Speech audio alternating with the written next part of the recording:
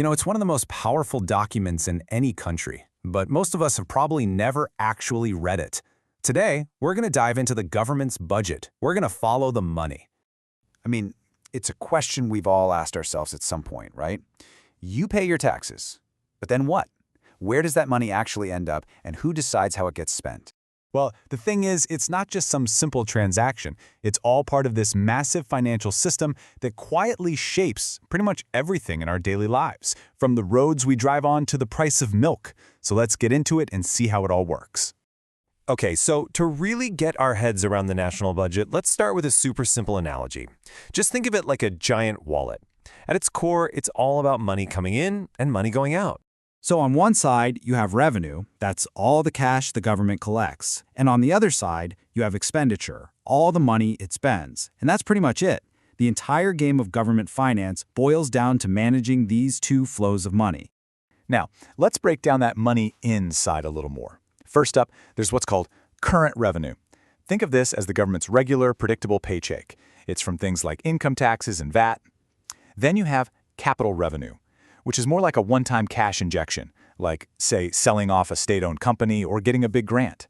And you guessed it, the money outside follows the exact same logic. Current expenditure covers all the day-to-day running costs, like paying salaries for teachers and nurses. Capital expenditure, on the other hand, is all about the big, long-term investments, building new hospitals, roads, and railways that are really going to boost the country's future. Okay, so money in, money out. Simple enough. But what happens when those two sides don't match up? This is where we get into the really tricky part, the National Balancing Act. Well, in a really good year, the government might actually have a budget surplus. This is great news. It means it collected more money in taxes and other revenue than it spent. You can kind of think of it as the country turning a profit for the year. But let's be honest, what we usually hear about is a budget deficit. This is the exact opposite situation. The government spends more than it brings in. And to cover that gap, well, it has to borrow money. And then, of course, there's the holy grail, a balanced budget. This is where what's coming in is perfectly equal to what's going out. It's a goal that a lot of politicians talk about, but in the messy reality of a national economy, it is incredibly hard to pull off. This map right here is a perfect real-world example of that revenue side in action. It shows the huge differences and the top personal income tax rates all across Europe. You can clearly see how some countries, like Denmark and France in those dark purple shades, rely on high income taxes to fund their large public services. But then you look at other places, like in Eastern Europe, and the rates are much lower, probably to try and attract more investment. Every single color on this map represents a different choice about how to fill up the government's wallet. So that leads to a really important question. When a government finds itself in a deficit and the debt is piling up, how does it actually fix the problem? The easy answers seem to be, well, just raise taxes or cut spending. But believe me, it is never that simple. In this quote from the economist David McWilliams, it just hits the nail on the head as to why it's not that simple. He warns that we shouldn't think about it like an accountant. You see, slashing government spending isn't like deleting a line item on a spreadsheet. It creates a real shock to the system, which can cause people to lose their jobs and reduce demand for everything else. Because, as he says, the economy is a living, breathing organism. And that's because the budget isn't just about balancing the books, you see. It's actually one of the most powerful tools a government has to steer the entire economy. This is where we get into a really key concept, fiscal policy. The idea was famously pushed by the economist John Maynard Keynes way back during the Great Depression. He argued that governments shouldn't just stand by and watch. They can and they should actively use their spending and taxing powers to influence the economy, either speeding it up or slowing it down when needed. So basically, fiscal policy comes in three main flavors. You've got expansionary, which is for boosting a slow economy, contractionary, for cooling down an overheating one, and neutral, which, well, tries to have no major effect at all.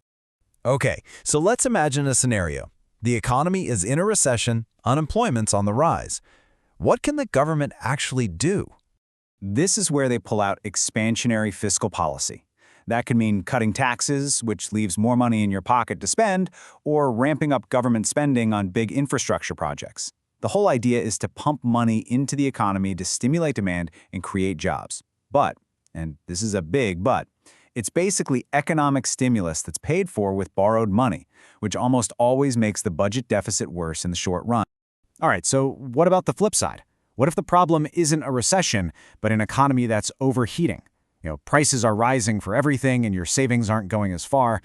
How does a government fight inflation? That's when a government might turn to contractionary fiscal policy. It basically does the exact opposite. It raises taxes and cuts spending. This takes money out of the economy, which reduces demand and helps cool down those rising prices. The big risk here, of course, is that you might slow down the economy a little too much. And this really gets to the heart of it all. There are no easy answers here, absolutely none. Every single major budget decision involves a tough trade-off, forcing governments to choose between goals that are often in direct conflict with each other. Let's take a classic example. The goal of full employment is obviously fantastic. We want everyone who wants a job to have one. But when everybody is earning and spending, all of that high demand can start to push prices up, and that leads to inflation. So right there, you have a direct conflict between jobs and keeping prices stable. Or how about this one? Every government on Earth wants economic growth, but the policies you use to get that growth, like big spending projects, often mean you have to borrow more money, and that clashes directly with the goal of reducing government debt and not leaving a huge bill for the next generation to deal with. So what's the big takeaway here? It's that fiscal policy is, yeah, a really powerful tool, but it is far from perfect. There are huge time lags. It can take months, even years, for a tax cut to really make a difference. Government spending isn't always the most efficient. And as we've seen, borrowing a ton of money creates its own set of problems. It's a constant, complex balancing act with no perfect solutions. So really, when you boil it all down, managing a country's finances is just a series of tough choices between competing priorities. It's this constant challenge of balancing growth today against debt tomorrow, and jobs against stable prices. Which brings us to our final question. If you were the one making the calls, what would you prioritize?